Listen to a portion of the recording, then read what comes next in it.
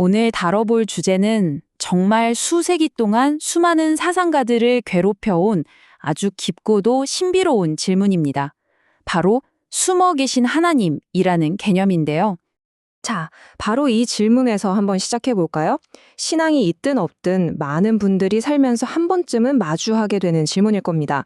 우리가 정말 감당하기 힘든 고통의 순간 혹은 저 광활한 우주를 보면서 어떤 신적인 존재의 침묵을 느낄 때가 있잖아요. 바로 그럴 때 묻게 되는 거죠. 아니, 전능한 존재가 진짜 있다면 왜 이렇게 꼭꼭 숨어서 자신을 명확하게 보여주지 않는 걸까요? 사실 이런 느낌, 우리만 느끼는 게 아닙니다. 신학에서는 아주 오랫동안 다뤄온 핵심적인 개념이고요. 심지어 공식적인 이름까지 있습니다. 바로 라틴어에서 오는 이름인데요. 데우스 압스콘디투스. 이게 무슨 뜻이냐면 말 그대로 숨어 계신 하나님이라는 뜻입니다. 신의 본질은 근본적으로 인간이 절대 이해할 수 없다는 아주 강력한 신학적 아이디어라고 할 수 있죠. 이런 생각은 사실 굉장히 오래됐어요. 여기 보시는 구약성경 이사야서의 구절처럼요. 신이 스스로를 감춘다는 이 아이디어는 인류의 가장 오래된 영적인 고민거리 중 하나였던 셈입니다. 자, 그리고 수세기가 흘러서요. 이 고대의 개념을 다시 소환해서 자기 신학의 한가운데에 딱 갖다 놓은 인물이 등장합니다. 바로 종교개혁가 마르틴 루터입니다. 루터가 이 아이디어를 어떻게 정말 혁명적으로 발전시켰는지 지금부터 한번 자세히 들여다보겠습니다. 루터한테 이 숨어 계신 하나님이라는 건요, 그냥 뭐 하나의 신학적 개념? 이런 게 아니었어요. 말 그대로 그의 신학 전체를 뛰게 하는 심장 같은 거였죠. 이걸 통해서 신과 인간의 관계를 완전히 새롭게 보려고 했던 겁니다. 자, 바로 이 지점에서 루터 신학의 가장 극적인 긴장감이 폭발합니다. 신이 가진 두 개의 얼굴이 정면으로 충돌하기 시작하는 거죠.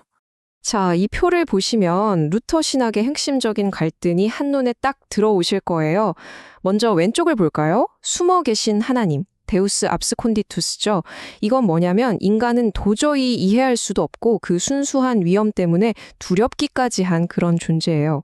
그런데 오른쪽을 보세요. 정반대의 모습이 있죠. 계시된 하나님, 데우스 레벨라투스입니다. 이분은 예수 그리스도를 통해서 자신을 드러내고 우리에게 사랑과 자비로 다가오는 분이죠. 그러니까 루터에게 신이란 건 이처럼 완전 모순되어 보이는 두 얼굴을 동시에 가진 정말 지독한 역설 그 자체였던 겁니다. 신학자들은 이 숨어 있다는 걸 보통 두 가지로 나눠서 생각해요. 첫째는 계시 안에 숨어 계신다는 건데요. 이게 무슨 말이냐면 예를 들어 십자가의 고난 같은 사건을 통해서 신이 자신을 드러내긴 하는데 그 방식이 너무 역설적이라서 마치 숨어 있는 것처럼 보인다는 거죠. 그리고 두 번째는 더 근본적인 건데 아예 계시 바깥에 있는, 그러니까 우리 인간이 영원히 알 수 없는 신의 순수한 본질 그 자체를 말하는 겁니다. 그리고 바로 이 역설적인 신에 대한 이해가 루터 사상의 정점이라고 할 수 있는 십자가의 신학에서 가장 강력하고 혁명적인 형태로 터져 나옵니다. 루터는 당시에 교회가 가르치던 신학을 영광의 신학이라고 부르면서 아주 강하게 비판했어요. 이 사람들은 힘, 성공, 눈에 보이는 기적 이런 데서 신을 찾으려고 했거든요. 당연히 교회의 권위를 높이는데 아주 좋은 방식이었겠죠? 하지만 루터는 아니다, 정반대다 라고 외칩니다. 바로 십자가의 신학을 주장한 거죠. 신은 우리가 기대하는 그런 번쩍번쩍한 영광의 자리가 아니라 가장 약하고 가장 고통스럽고 가장 비참한 곳, 바로 저 십자가 위에서 자신을 진짜로 드러낸다는 거예요. 와, 이건 당시 교회의 권력 기반을 뿌리부터 흔드는 정말 급진적인 주장이었습니다.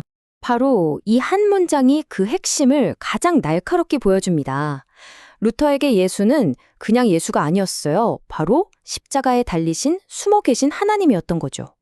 가장 명백하게 드러난 계시의 상징이 동시에 가장 깊이 숨어 있는 장소라니.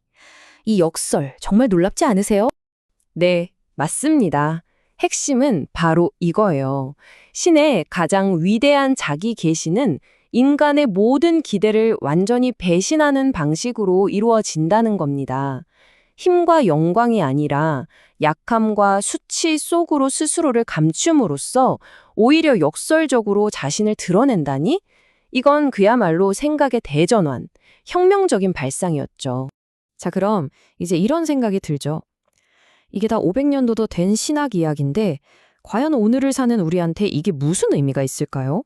이 숨어 계신 하나님이라는 개념은 오늘날 우리에게도 몇 가지 중요한 점을 시사합니다. 첫째는 우리가 도저히 이해할 수 없는 고통 속에서도 신앙을 붙들 수 있는 어떤 틀을 제공해 준다는 거예요. 신의 침묵이 곧 신의 부재를 뜻하는 건 아닐 수도 있다는 가능성을 열어주는 거죠. 둘째, 신앙이라는 게 모든 걸 다 알아야 하는 확신이 아니라 알 수 없음에도 불구하고 나아가는 신뢰의 문제라는 걸 가르쳐줘요. 셋째, 화려하고 대단한 곳뿐만 아니라 가장 낮고 우리가 전혀 예상치 못한 곳에서도 어떤 신적인 것을 발견하도록 우리의 시야를 넓혀주죠. 그리고 마지막으로 우리 인간이 신을 완전히 파악하고 통제할 수 있다는 그런 오만한 생각을 경고합니다. 자, 오늘 이야기를 마무리하면서 마지막으로 이 질문을 한번 던져보고 싶습니다. 신이 명확한 증거가 아니라 이런 역설과 숨어 있음 속에서 발견된다는 사실, 이게 과연 우리의 신앙을 더 깊고 단단하게 만들어 줄까요? 아니면 오히려 더 어렵고 불확실하게 만드는 걸까요? 아마 이 질문에 대한 답은 여러분 각자의 몫일 겁니다.